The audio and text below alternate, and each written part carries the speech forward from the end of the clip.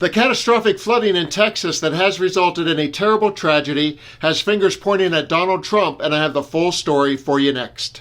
As background for this story, please have a look at these two videos from a few weeks ago. First, a news report from MSNBC literally says sounding the alarm about DOGE cuts to the National Weather Service, and a meteorologist in Florida breaks down the impact to a local level using a hurricane forecast example. And then I'll show Trump getting blasted for the disaster in Texas that has claimed lives.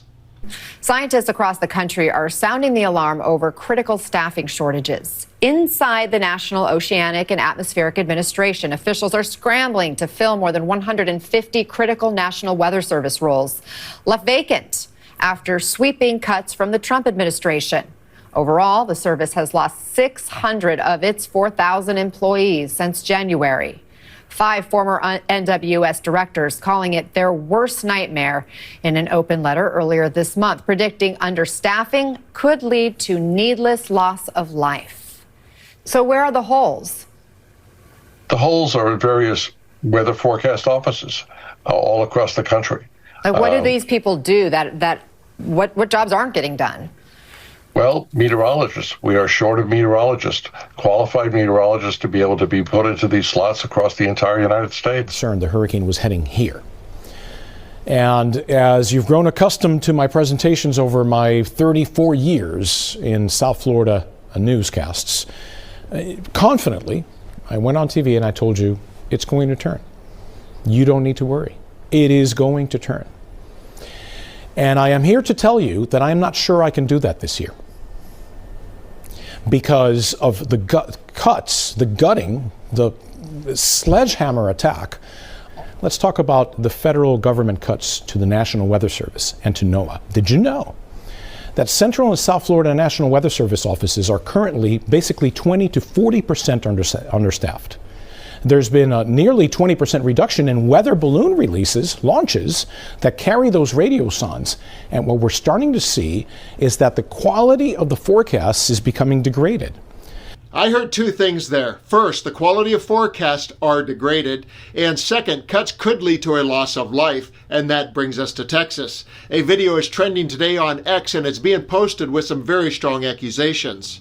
Ron Filipkowski, political media editor, wrote, after media reports and experts warned for months that drastic and sudden cuts to the National Weather Service by Trump could impair their forecasting ability and endanger lives during the storm season, Texas officials blame an inaccurate forecast by NWS for the results of the flood. And X-user Hey Dave, an Air Force veteran, wrote, Texas is blaming the NWS for the weather changing from the original forecast. The 3 satellites that DoD stopped allowing NOAA to access data from on June 30 were specifically designed to monitor rapid intensification like what occurred. If you want to point fingers, start there. Let's have a look at the video that Ron and Dave are speaking of. The original forecast that we received on Wednesday from the National Weather Service predicted 3 to 6 inches of rain in the Concho Valley and 4 to 8 inches of rain in the hill country. We worked with our own meteorologists to fine-tune that weather statement, and as many of you know, and many of you in broadcast journalism and meteorology, you can go back and look at your own forecast, and the amount of rain that fell in this specific location was never in any of those forecasts. This rain event sat on top of that and dumped more rain than what was forecasted on both of those forks. When we got the report, it was about 7 feet or so on the South Fork, and within a matter of minutes it was up to 29 feet, and all of that converged at the Guadalupe, and that's where we saw those very quick rise in flood. But listen, everybody got the forecast from the National Weather Service, right? You all got it. You're all in media. You got that forecast. It did not predict the amount of rain that we saw.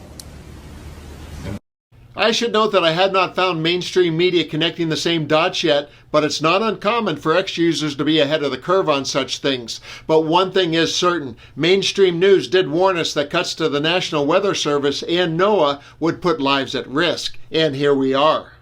And it won't be the last time that Trump and Elon Musk will be thrown under that destructive DOGE bus of their own creation. Whether it's cuts to Medicaid and people go without access to medical care or drugs on the national level, or cuts to food programs managed by USAID on the world level, lives will be lost. When you gut the agencies that were created to serve people, when you treat science like an inconvenience, and when you treat public safety like a black and white budget line item, the cost will be paid in human lives. Trump's callous approach to policy will result in a body count, real people, real family, real tragedies. I'm Dan. Thanks for watching. Please leave your comments below, and let's continue to occupy democracy together.